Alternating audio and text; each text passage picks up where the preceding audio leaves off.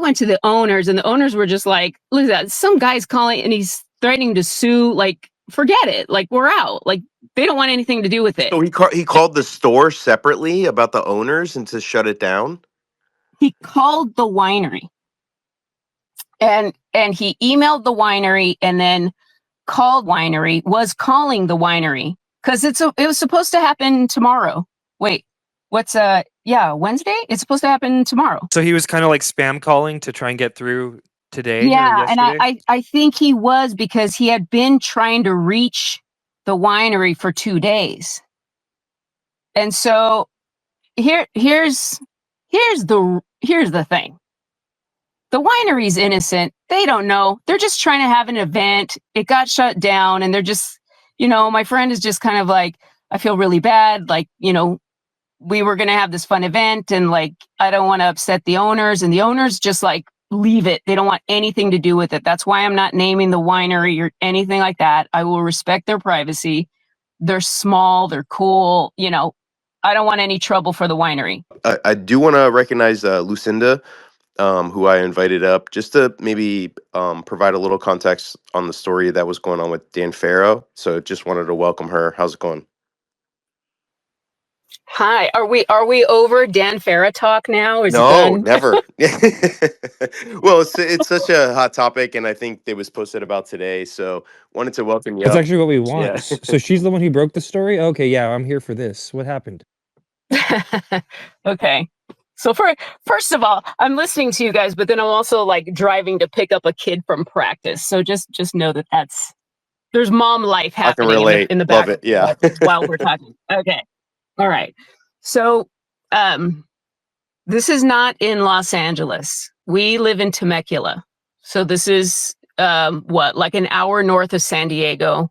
It's kind of like the Southern California wine country, right?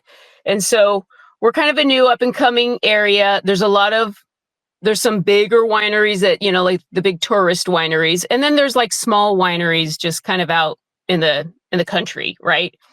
And I'm an experiencer. I've been a member of like Zero for a really long time. I know a lot of people in this game. And we left LA like 5 years ago, and we moved over here to wine country. So it's a small place, and it's like close enough to Joshua Tree and, enough weirdness that like, I'm trying to find my UFO people over here. Like, where my people at? I know y'all have seen something right here. We got like these really nice clear skies. And so I've met a couple, and one of them works at this particular winery. Now, I don't want to name the winery because the owners are not into this stuff at all, right? And so they're just doing it because right now in wine country, events are really popular. We have like random bingo nights and trivia nights, and we have like movie nights where you will buy something. You can buy a Christmas movie on Amazon Prime, or like the Charlie Brown special or something, and you'll have it playing in the winery, and people will just have like a viewing party, or, they're just hanging out, right? And so I guess one of the members of the winery is part of Citizens for Disclosure, and they actually asked the winery if they would host the event, like if they would be the venue. And so my friend that works at the winery is like, yeah, cool. That sounds good. And that's why he told me. And I invited like my husband and this other couple who like are very smart engineering people, but they're not in this field. And I'm just like, listen, just open mind, like watch this. I already went to the premiere in Beverly Hills. Like I paid for my ticket. Dan Farah was there. Tim Gallaudet was there. Who else? There's like 2 other people there. Jay Stratton was there. Like they did a Q&A after where Dan Farah literally said, this film is kind of not really for us. It's for the people who basically like what I call the muggles, right? Like my husband and my friends that have these like professional jobs that are very intelligent, but they don't follow this. Right? Like that's who this film's supposed to be for. And so I invited them. The winery requested an RSVP just so they know how many chairs to put out. the person that was hosting the event, part of Citizens for Disclosure, purchased the film on Amazon Prime. The event was free. Nobody was going to make money off it. Okay. It's mostly for wine club members who are getting free drinks anyway, because that particular winery has like, you know, when you join a wine club, like you might get like one free drink a day. This one has like a lot. Like you can get like 2 or 3 a day. It's ridiculous. Anyway, it wasn't about the money. So that's why we were super surprised. So what happens is that apparently Farah had been trying to reach the winery for a couple of days, but the owners were out of town. So it was today that the phone call came in, and my friend sent me a text and said, Dan Farah's calling. And I'm like, whoa, hold up, what? And he said, I'm supposed to call Dan Farah?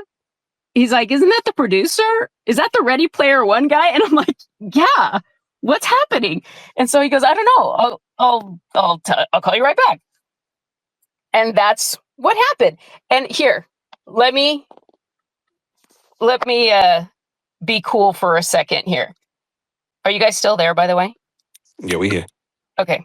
Yes, My we're all phone is listening. cut. Great service, great coverage. We're all just listening good. attentively. Because I'm in a high school parking lot. Okay. So I understand filmmakers, their films are their babies, and they want to make money off it. And that I totally respect. It's a job, it's a business. I got it. But I think like Danny Sheehan just did a webinar on Saturday where he was like, yeah, this has to be a grassroots effort, and like, people should have watch parties, and this, you know, this is the kind of thing, like he was inviting the conversation, which is like what I think we all agree in. Like we all want the muggles to see this documentary so that they can ask us the questions so that we can have the conversation. Okay. The spirit was totally cool and there, and everyone was excited. And he calls and he says, I think I can actually look at the cease and desist. Okay. If I needed to. That would be great if you could. Oh wow. But Yeah. what I think what his argument, I'm going from memory, his argument is something about, now we got the artwork, you know, the artwork, like the poster, it's like the movie poster. And in the corner, it says Citizens for Disclosure, which was obtained, it was given to the winery by citizens of just, you know, by the guy who bought the movie. And I think something about that, like Dan didn't like, or he said it was something about advertising, but making a profit. And there's probably some legal thing. And maybe Dan Farah is right. I'm not going to get into the logistics. What I'm super confused about is the You're just gonna spirit. blast him. Gabe, I'm gonna have to drop you. All right, I tried. We'll continue. Yeah, we're good on that.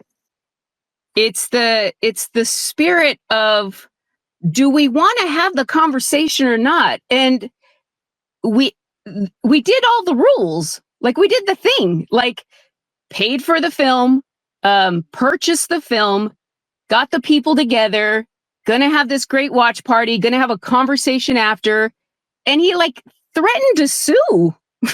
Like he threatened to sue via email, on this cease and desist, and on the phone call. Oh wow! If you could get that to me from your friend, that'd be great. Go for it, experience. No, I don't Lucinda, do that. That just sounds crazy though. Like what was the reaction, I wonder, from people in the room after it kind of settled down afterwards? Did you guys end up watching the movie, or were you guys just like, damn it? Well, the thing is, so my friend is not super in this world the way I am. Okay. And so he just kept going on like, but I don't understand. And like, did we do something wrong? I don't think we did something wrong. And then he went to the owners, and the owners were just like, look at that. Some guy's calling and he's threatening to sue. Like, forget it. Like, we're out. Like, they don't want anything to do with it. So he called the store separately about the owners and to shut it down. He called the winery, and he emailed the winery, and then was calling the winery, because it was supposed to happen tomorrow. Wait, what's Wednesday? It's supposed to happen tomorrow. So he was kind of like spam calling to try and get through today or Yeah, and yesterday? I think he was, because he had been trying to reach the winery for 2 days. And so here's the thing. The winery's innocent. They don't know. They're just trying to have an event. It got shut down, and they're just, my friend is just kind of like, I feel really bad. Like, we were going to have this fun event, and like, I don't want to upset the owners, and the owners just like leave it. They don't want anything to do with it. That's why I'm not naming the winery or anything like that. I will respect their privacy. They're small. They're cool. I don't want any trouble for the winery. But what makes me upset is this messaging, because I know somebody who mentioned in a certain chat, oh, I asked him if I can have a watch party, and he said, sure. To which I replied, that is because he knows that you are connected to people he wants to impress. He does not know that I live in podunk wine country and happen to know those same people, but I also know the winery people. And that's what pisses me off. So that's where I'm going to call you out a little bit and just say, what's going on? That's all fair. Lucinda, thanks for hopping up here and breaking that down. I got a couple questions. So, was there like a promotion with that flyer with the citizen disclosure logo on on the poster getting floating around like prior to the event? Like, how would this have landed on Fair's radar that this was even something he should like do something about? Well, that's kind of interesting too, because it was promoted on Instagram. I think it was only promoted on Instagram. I'm not really sure. I saw it on Instagram. That's where I was tagged to to invite me, to let me know what was going on. And on Instagram, it was like the movie poster, and then like over it, it said Citizens for Disclosure, like in the little top corner, something like that. So, and I think something about that he didn't like. I don't know the legal stuff, but I'm curious to know about that. Yeah, I think that's part of it. Maybe he doesn't get along with some people over in that organization or something. I hear I don't know for sure. This is all rumor speculation, but he doesn't get along with everybody, from what I understand. Yeah. So maybe, Great point, Lucinda. you know, Because she had said something, right? Because Gabe the Babe, who asked for respect in your room, but he had said that he was personally told by Dan Farah that his watch party was okay, that he did with his like family and friends at his house. So that's interesting. Well, that's the question I have, though. And I think you mentioned this already, Lucinda. By the way, thanks for popping up and telling your story. That was fun to listen to. There was nothing to be gained from it, right? Like nobody was profiting off of the fact that there was no like. It was purely just it's going to be playing. Come to the winery, right? It was supportive. It sounds like too. Oh yeah, I mean it was meant to be a supportive event. Yeah, bro, it's Citizens for Disclosure. This is Danny Sheehan. Like, this doesn't make sense at Yeah, oh, all, shit, bro. yeah. Like, these guys are putting on an event to promote the age of disclosure to just a handful of people. It's less than 20 yeah, people. Come on now, man.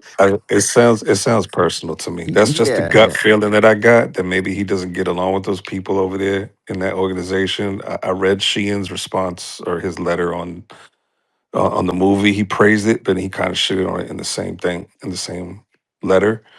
Um, so How did he maybe shit on it? he just kind of feels like he didn't like some of the narrative around what the movie was pushing. I think more around the threat stuff. He put out a newsletter, or I think it's in an email I got or something. I don't remember where I seen this shit, but he made a comment or a breakdown of what he thought of the movie, and it wasn't all positive. It was like mixed.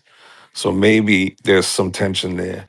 Because it sounds personal. Why attack a winery? And you said in Temecula, that's only going to house maybe 50 people at that to bring light to your fucking movie. Like, and you want to threaten to sue these people? That's corny as fuck. I'm sorry. I know. I don't That- understand it. That is why I'm so bothered by it, because I don't like, okay, the optics are this.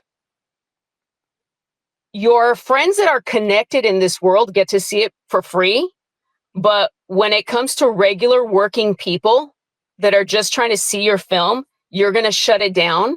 Like, that is not cool. Like, I'm seeing class here. Maybe it's just me, but I'm seeing like poor people got to pay, and that's not cool. Yeah, the $20 tag for the film is bad enough. I I know. mean, to go against people who are just getting together to watch it, to share what's important about the message itself. Like, it's not about making fucking money. It's about getting the message out. And I think man, this shit is crazy. Thank you, though. And the Gabe thing, right? That he literally told Gabe. Gabe said in the last space that Dan Farah told him in the DM personally that what he did was totally cool. So maybe Gabe's lying, but I don't know. It's pretty ironic. I think he's told a lot of people it would be cool. Maybe he just wants to be asked. I don't know. Is it just that we did it without So telling the him? person that you were talking about is different than Gabe. So you know a different person who he was like, it's cool that you have a watch party thing.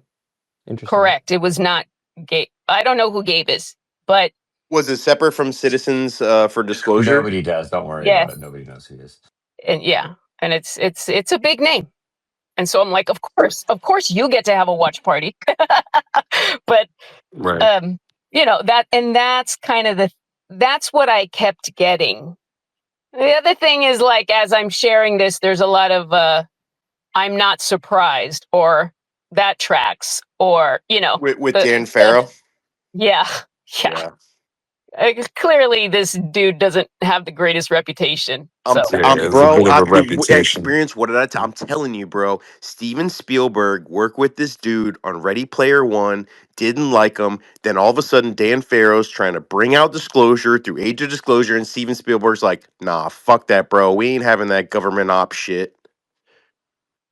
I fucking love that the most. That's one of my favorite things to believe, and I'm just gonna choose to believe it based on the fact that I like it alone, not even whether I believe it. Like literally, I think it's great. So, Thank you for sharing that, Astro. Lucinda, you said that the winery was actually called by Dan Farah himself. Like he picked up a phone and tried multiple days in a row just to bully a winery. Yeah, like it wasn't some Indian all right, outsourced agency. here's the weirdness, which I was like, send me a screenshot. I've been asking for a lot of screenshots. Okay. What happened was the owners are out of town for 2 days, and someone on Instagram, an Instagram site that is just like one of these names, whatever, is like contacting the winery via Instagram, asking a bunch of questions. Are you going to show it on like a television screen, or is this like, how are you going to show it? How many people are going to be there? Like, just asking all these like kind of weird details, to which the people reading it, we're probably just like confused, or like, I don't know, we got to ask the owners, or we don't know. That was the first thing. Cause I was like, first, who was asking these questions? That was what I was asking. And the friend said, it's like like an Instagram site. It's not like a person. It's a page. So I'm like, is this Dan Farah hiding behind a page asking all these questions? Or is this someone that works for Dan that's doing all this? Like, what's happening here? So then I'm like, send that to me. And then next thing then Dan Farah's calling. Yeah. So that was, my friend talked to Dan Farah today. That's what I can tell you. Thank you for sharing. Yeah, I'm sure Astral told you, but they've been very weird with their rollout. They've been copyright striking a lot of stuff, even memes. They even copyright striked, I think, Josh Polarity's watch along stream that he was going to do, which is where it's playing, but the people can't hear it, but they could hear his reaction, so they could like watch it at home and play along. And they copyright strike that too. So they've been wild on their rollout here. Yeah, I'm sadly it's all tracking. It's like kind of, you know how you hear something about somebody and you're like, well, listen, I'm not gonna, and you think the best and whatever. Like people are gonna people. And that's so I'm gonna be cool about it. I'm gonna tell people the truth. Watch the documentary. Maybe wait till it's free. Maybe wait till it's $3.